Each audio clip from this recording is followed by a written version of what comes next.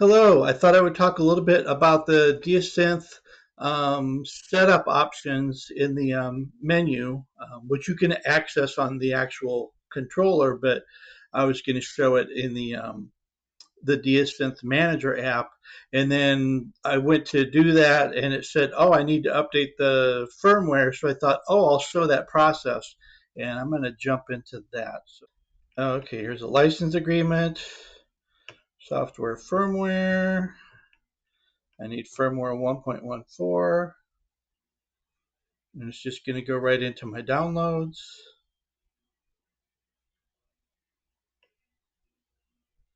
Okay, now you can see the Diosynth Manager,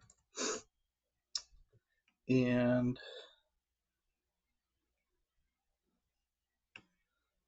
go to firmware update. I'm going to select the file I just downloaded.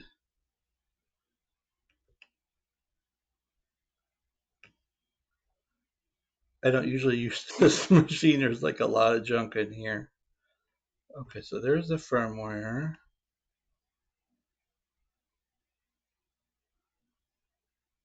And then I got to power it up with the trans and sound on. So I have it powered up now, so I got to turn it off. So trans and sound, that's these two. And then I'm going to hit the power switch. There we go.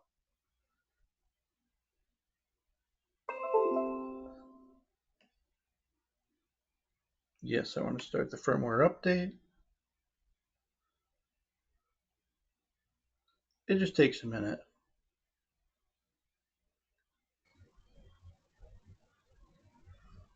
There we go. Firmware update is complete. That's what we want to see. Oh, and it wants me to do a factory patch reset. I've never done this before. Okay, it was 90%, 95. Okay. One thing when you navigate the menu on the device, if you change from different menus and you go back to setup, it always comes back to wherever you left off. So the first thing that comes up is key delay. So that's something where it has a kind of a built-in latency before it sends the note information, right? So like the old Wind controller had no key delay. So if you played a blip, because you were playing over the octave break, every time you hit a blip, it would, trigger multiple notes. With the key delay, you have to hold down the note so long before it triggers or whatever. I'm sure this is probably the default setting. It's actually interesting to play with no key delay because that tells you a lot about your technique. So I'm going to go on to the next thing. So breath minimum is 0. I want it to start the note as quickly as possible. Um, then breath gain, I have it 30, and I'm sure. So one thing, if you're used to playing another Wind controller, and if you're like me, you have all these different plugins and stuff that are all like set up and tweaked and matched to the way that that controller responded and how it was sending the MIDI information, and you're probably using control curves and all this stuff. The first thing I had to do when I got the Diosynth is I started trying to match up the response to get it as close as I could so that I'm not like having to change my technique if I'm switching from one controller to another. So I found the gain to be pretty low on the Diosynth. Otherwise, you couldn't really get the full expression. What happens if you put gain on 100? It's like anytime you attack a note, it's pretty much going right to the full breath amount. Now you could use the curve to dial that down a little bit, but that's how that works. Okay, so I'm going to talk about the curve. So I'm using the expression curve 1 for the internal sounds, but if I was switching it to plugins that I had set up for my old controller, I'd actually switch it to linear because I think that responds a little more similar to my old controller. So that's what I do with that. Um, but there's all these different breath curves. I should talk about these. This is a really great feature. So There's logarithmic curves. There's like an S curve. I'm not exactly sure what that means. There's the linear curve, which is kind of an even across the spectrum setup. And then there's the expression curves, or is that exponential? Um, I could look it up in my manual that I have. Yeah, exponential curves. And yeah, I've been using the exponential curves a lot for the internal sounds.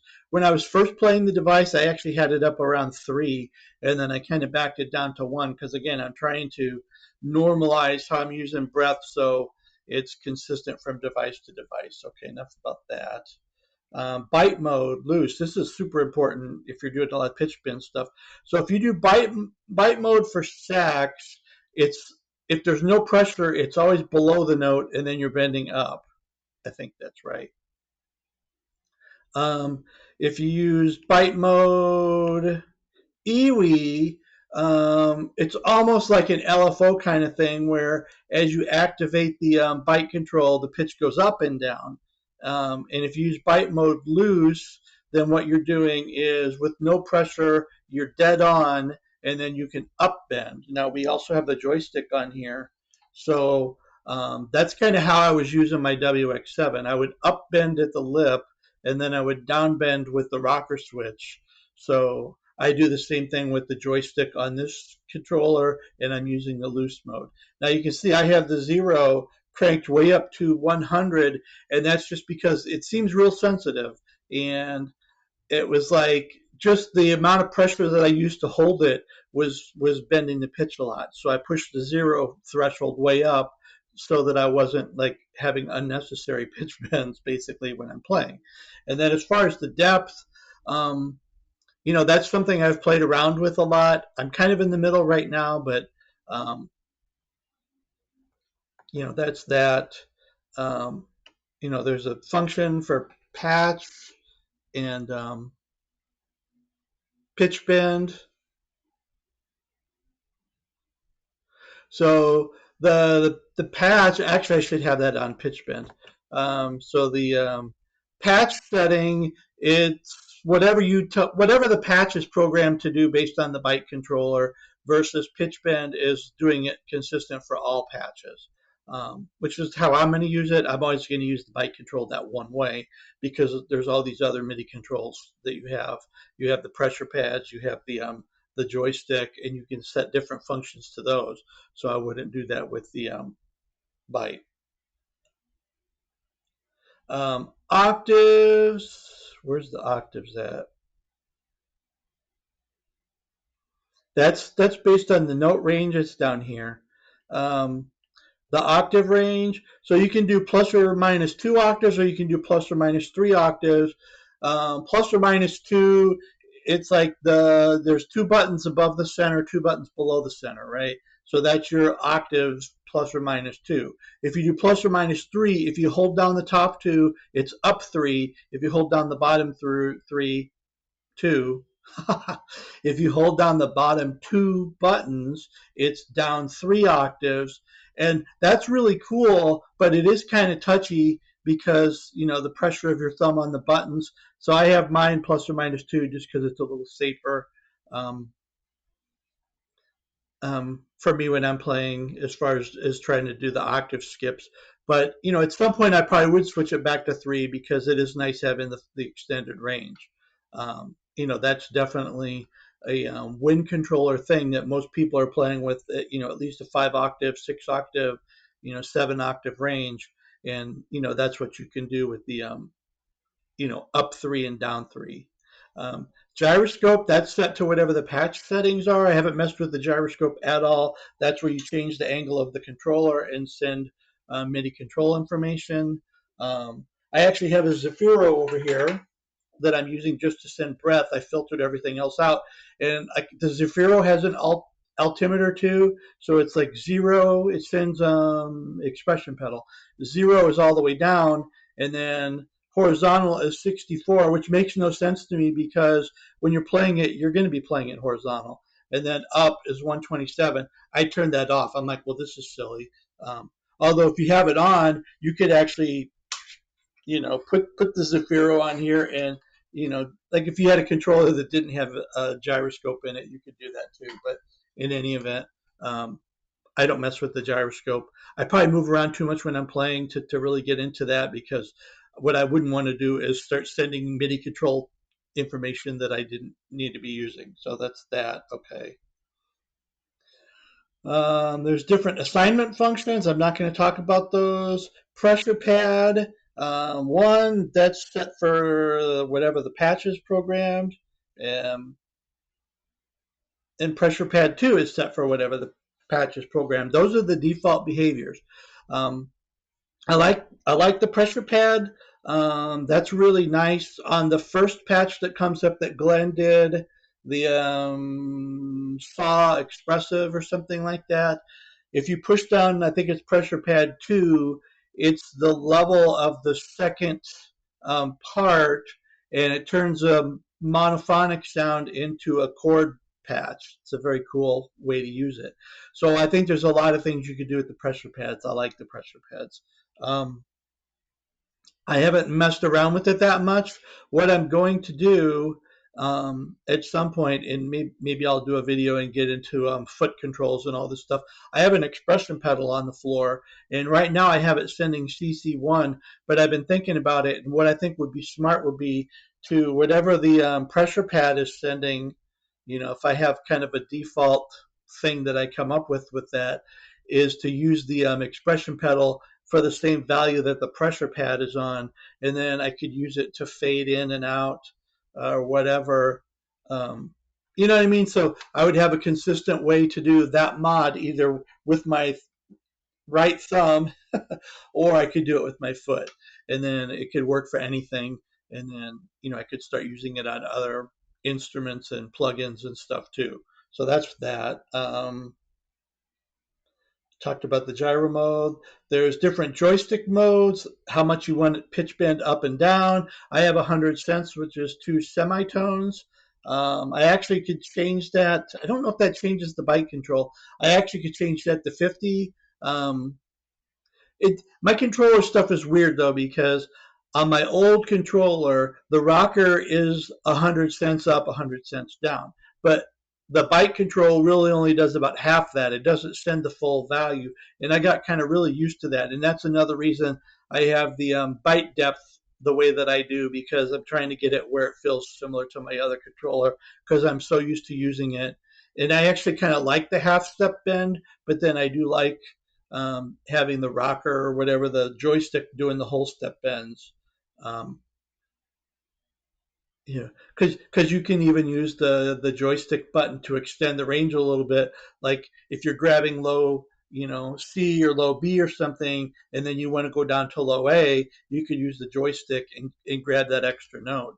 Um, so that's a useful thing. The same if you're playing across the break and you'd like to have an extra step without having to jump to the next octave, you could do it with the joystick too. So um, if you're not playing the note when you bend when you push down the joystick, no one's going to hear the pitch bend. They're just going to hear the lower frequency. Um, Vibrato rate, vibrato amount. I haven't ever touched those yet. Um, okay, MIDI controls. These are really important if you're using it as a controller anyway. So or if you're using it as a MIDI instrument from another controller. For example, I have a Arturia KeyStep 37 sitting over there, and I have the first control knob mapped to send CC2. Why do I do that? Because if I want to play a bass line on the keyboard, um, using the Diosynth as an instrument, all I have to do is open the filter, and that's what the knob does. And then you can play a keyboard into this, because we do have the 5-pin um, DIN connectors ports for the MIDI in and out. I usually have that set up with my Bluetooth thing. So I have the CME WIDI Master tangled up over here on all these wires, the Bluetooth dongle, right? And I love that, because what I'm doing is I'm sending and receiving, two-way communication to my interface over there, and then I can send any controller to this, and I can send this to any source or instrument. So it's a good way to do it. So I have MIDI RX channel. That's MIDI receive. So RX is receive, TX is send. I have MIDI RX Omni, channel 1. There's one program change to send. Where's that at? Here. I have that turned off, and I have receiving program changes turned off.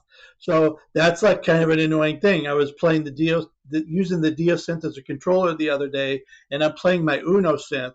And actually, I was trying to do two sounds and layer it. So what happened was I changed the patch on my Diosynth, and it changed the patch on the Uno. And I'm like, wait a minute, why did the sound change? And I'm like, oh, I'm sending the program change. Well, I originally had this turned off, but some time ago, I did a full reset on the device by accident. I was doing something, I probably pressed it by mistake, and I reset it back to the default, which is to send program changes. Some people might want to send the program changes. I'm going to guess if you're using plugins and whatnot, you won't want to send program changes.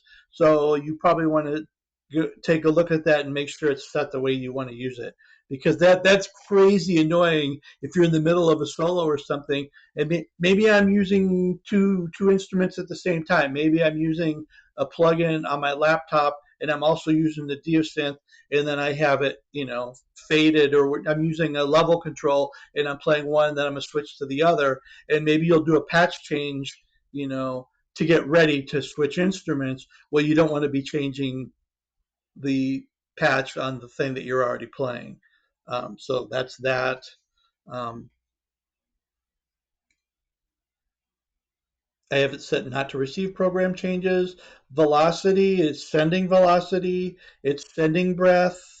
That's velocity TX, breath TX. So I have it all set up to use as a controller. It's also sending breath as aftertouch. That might be useful. For example, if you were playing the old Arminator 2 plugin that's free from Crackly. Crackly is the developer. Wonderful plugin. It's like a CS80 emulation. In Arminator 2, it's really hardwired to work more with aftertouch, because that's the way the Yamaha CS80 works, right? Well, if you're already sending aftertouch, then you don't need to remap that in software. When I was using my old controller, I had all my patches set up where I was remapping Control 2, which is breath, to aftertouch for instruments like that. There's another old 32-bit? Yeah, I think so. There's another old 32-bit plugin that's more aftertouch than it is breath. And actually, there's other modern instruments that are that way too. If you were trying to control some of the Oberheim stuff, I can't think of which one I'm thinking of. Trigon, I think? Or is that sequential? Anyway, the Trigon, it really is hardwired more to use aftertouch for control than it is breath. The GS Music E7 synth, the little tabletop one that's really nice, that is more of an aftertouch based control setup too. So if you're using one of those, if you're already sending aftertouch, you're good to go. You just plug it in and you're off to the races, which is nice. So that's a great function, being able to send breath on two values, versus my old controller, you had to toggle that. You either sent aftertouch or you sent breath.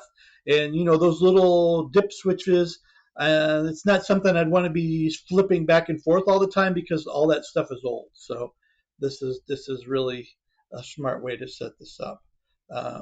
I'm sending the pitch bend. You could turn the pitch bend off. So if your external synth, if it's too sensitive or something with the pitch bend, and somehow it's causing issues, you could always not send the pitch bend, but use the pitch bend on the internal instruments, internal patches, whatever. You can send or not send the gyro. It's got controls for the joystick, the pressure pad. So the default, it sends CC25 for pressure pad 1, CC26 for pressure pad 2. So if I was going to use pressure pad 2 for a bunch of stuff, what I would probably do is map my foot controller to CC21. There's some other assignable stuff that I'm not sure I understand. Clock source internal. So you could change the clock source where if you're playing in tempo and you want to have a tempo based delay, it could do that. I've never messed with the clock. I don't do a lot of clock stuff. Bluetooth audio in. So you can send audio via Bluetooth to this. Like, say you have a backing track and you want to hear it through your device. Like you can do audio change through some instruments too. Like the Uno synth has an audio input as well. It's that kind of a function. I don't really use that. Um, USB audio out.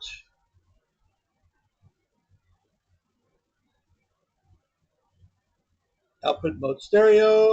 And then you got master reverb, master effects, patch settings, fingering system. I'm using sax. So there's also a recorder, flute, and trumpet. Trumpet's more like a EVI setup, which I guess is left hand only, and it's probably mirroring, like the valves. Um, Sax, you can use the front F and the side keys. If you were using recorder, you don't use the side keys. Um, Sax was the most similar to my existing controller that I have all the muscle memory on, so I use Sax. Bluetooth enable off. Um, I don't remember if that's. Basically, it was easier for me to do most everything via the MIDI ports or with the USB cable, so that's why I have it set that way. Um, I'm scrolling through this. Where's the Bluetooth MIDI? Oh, that's for sending MIDI and audio to external Bluetooth devices. LCD contrast, so those are settings for the LCD. Sleep, I have it at 5 minutes. I could probably, whatever. It shuts down in 15 minutes. That's the default. I could change that. When I'm using it, I do have it connected to USB a lot, so that kind of helps with the battery time. If you were running it on battery only, um, yeah, you might even have it shut down a little sooner than that because it powers up pretty fast. If I power it down, well, I got to hold the button for a second. There we go. Shutting down. I don't know if you can see this or not. And then I'm going to turn it back.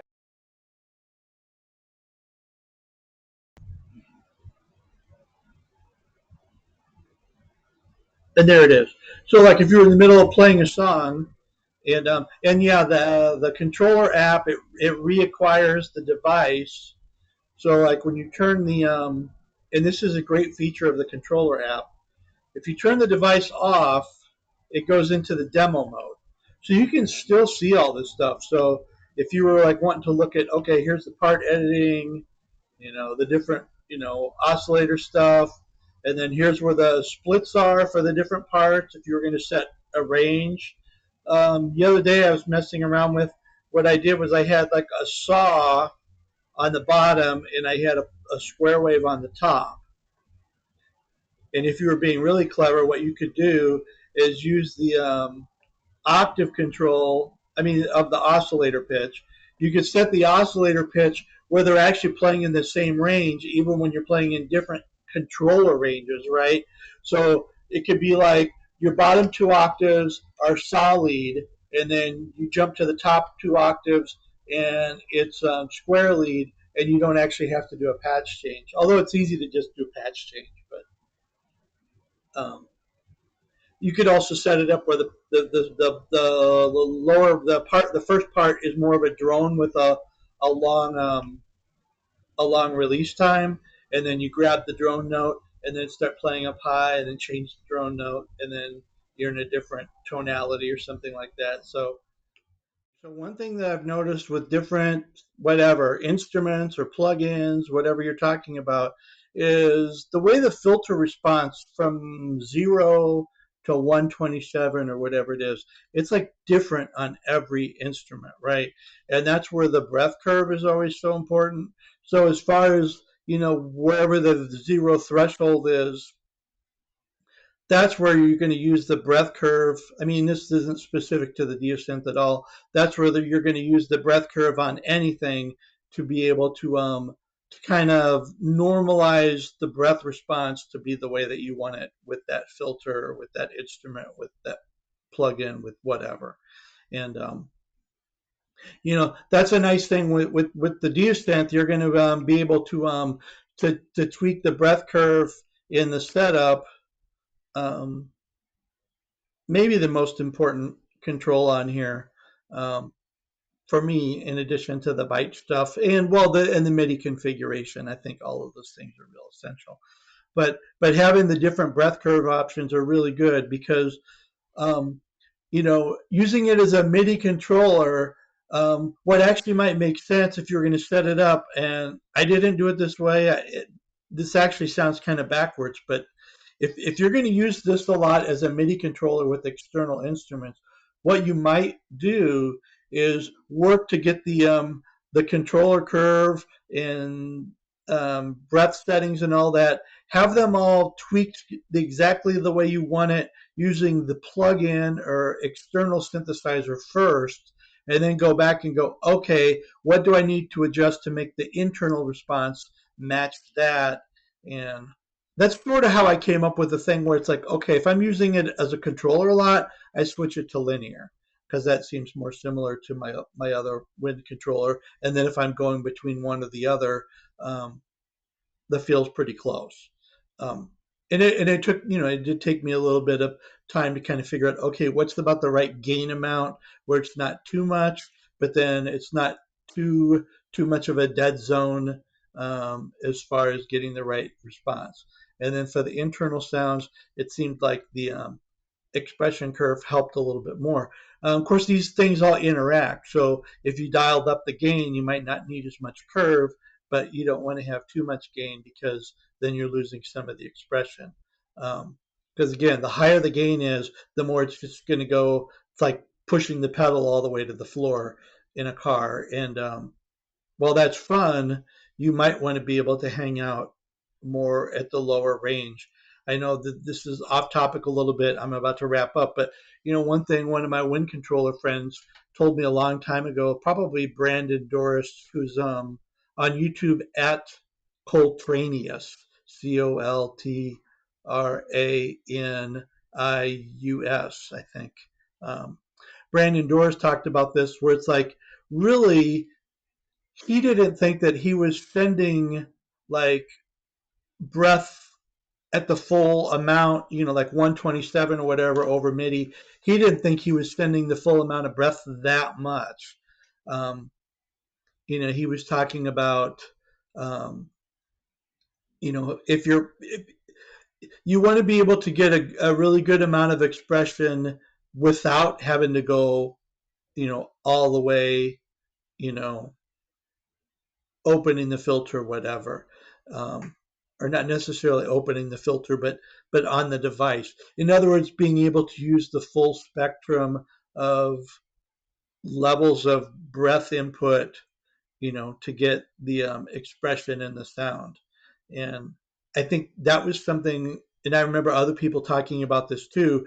When I was first starting on the wind controller, it was kind of you know, like three levels. It was kind of like low, medium, and full on.